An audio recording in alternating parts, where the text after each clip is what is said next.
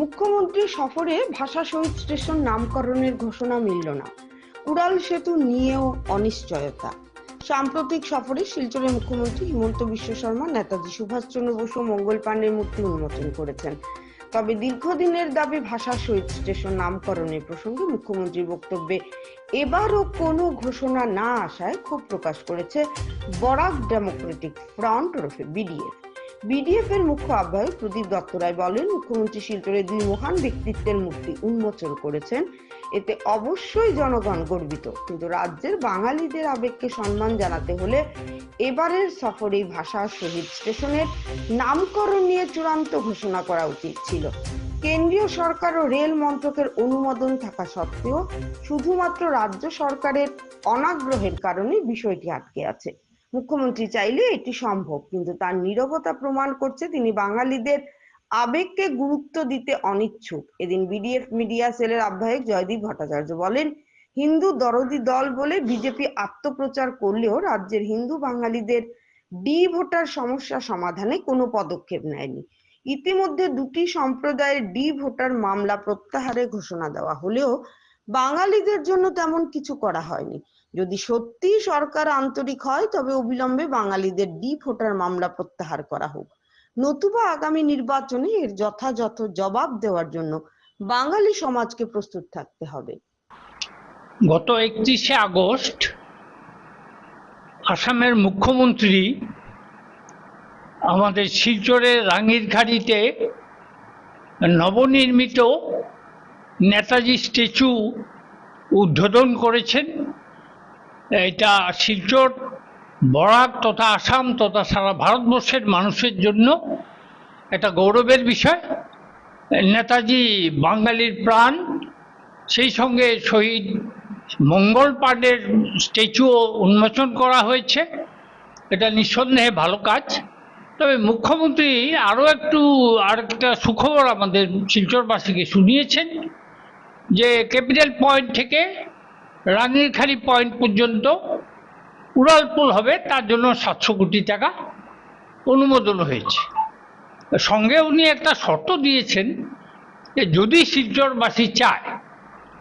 শিলচরবাসী যদি সহযোগিতা করে, এখানে একটা টেকনিক্যাল পয়েন্ট আমরা মুখ্যমন্ত্রীর দৃষ্টি আকর্ষণ করছি যে উড়ালপুলের একটা পিলার যে যতটুক জায়গা নেবে,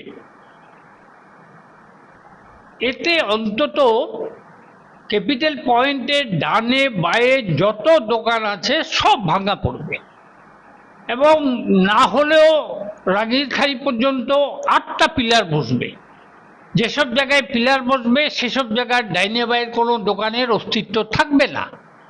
সুতরাং আমার মনে হয় মুখ্যমন্ত্রী জেলা প্রশাসনের মাধ্যমে শিলচরবাসীর এবং এইসব দোকানদারদের যেসব এলাকাতে পিলার পড়বে ড্রয়িং দেখে তার আশেপাশের দোকানদারদের নিয়ে একটা বৈঠক জেলা শাসক করুন এবং তাদের মতামতটা গ্রহণ করুন, তারা জায়গা ছাড়তে রাজি আছে কিনা। কারণ আমরা এটা শুনতে রাজি নই যে শিলচরের জনগণ চায়নি, সেই জন্য আমি উড়ালপুল দেওয়া সম্ভব হলো না। এটা 26-এর নির্বাচনের স্লোগান যেন না হয়। তারপরে মুখ্যমন্ত্রী যে বলছেন শিলচরবাসী যদি চায়, আমি ওনাকে একটা প্রশ্ন করতে চাই।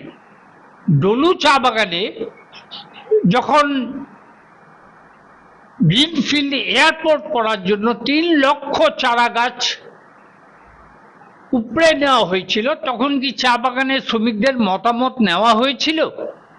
সারা আসামে যে মুখ্যমন্ত্রী বুলডোজার চালাচ্ছেন, উচ্ছেদ অভিযান চালাচ্ছেন, কোথাও জনগণের মত নিয়ে কিছু করছেন বলে তো আমরা জানি না।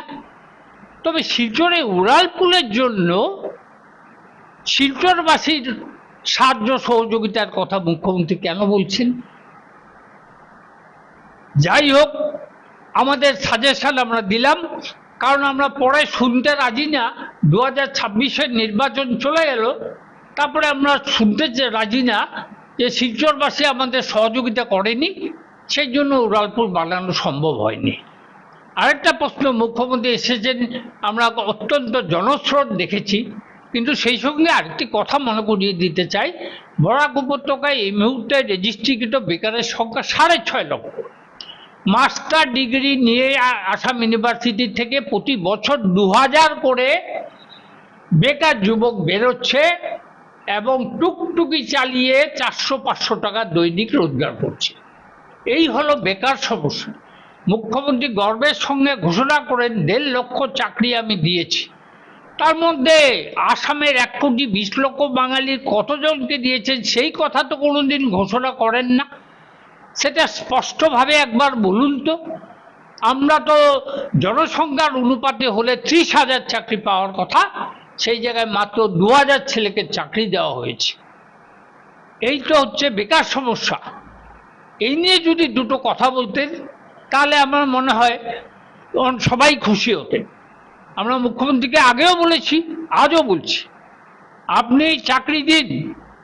ভারতীয় জনতা পার্টি যারা করে, জনতা যুব মোর্চার যে বেকার যুবকরা আছে, অখিল ভারতীয় বিদ্যার্থী পরিষদের যে ছাত্ররা আছে বেকার হচ্ছে, এবং বজরং দলের, তাদের চাকরি দিন।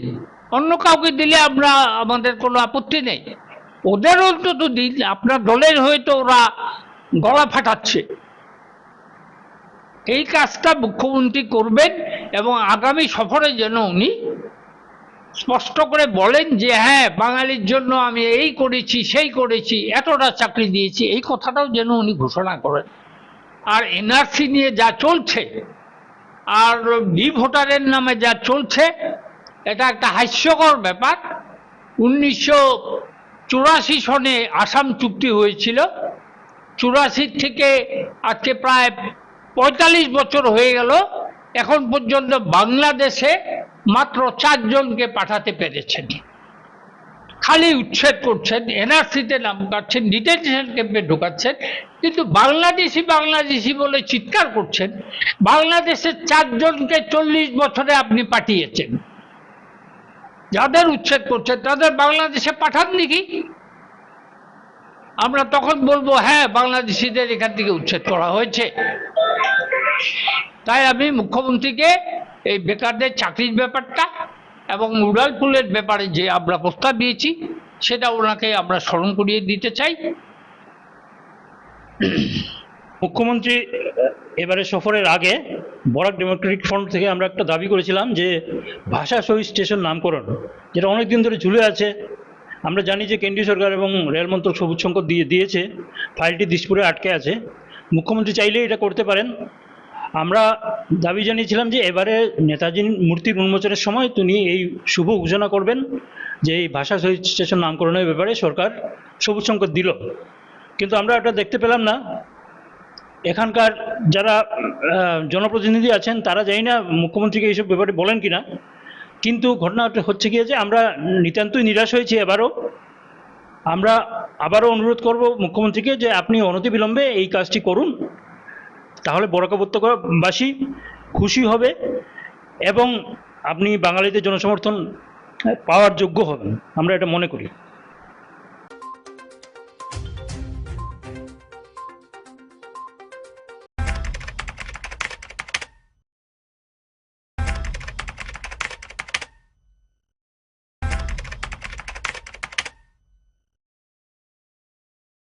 Meghalaya, the abode of clouds. Known for Cherrapunji's rains, Maulinong's cleanest village, and the breathtaking living root bridges. A land where music flows through every street and nature embraces culture. But beyond its beauty, Meghalaya is also part of a larger journey, the Northeast Integration Rally. This rally isn't about speed, it's about discipline, adventure, and showcasing Northeast India's roads, culture, tourism, and unity. From Shillong to Cherrapunji, the rally explores Meghalaya's wonders while also spreading messages on road safety, climate change, and cultural exchange. So when you think of Meghalaya, think beyond clouds. Think of a state that's part of a movement connecting the entire Northeast. From Kaziranga's wild heart, where rhinos roam free, to the open roads where adventure begins, to Shillong's pristine landscapes where clouds kiss the mountains and people come together to celebrate unity. The Northeast Integration Rally is more than a drive. It's a campaign of culture, climate action, and connection. Discover the natural wonders of Northeast India, one stop at a time.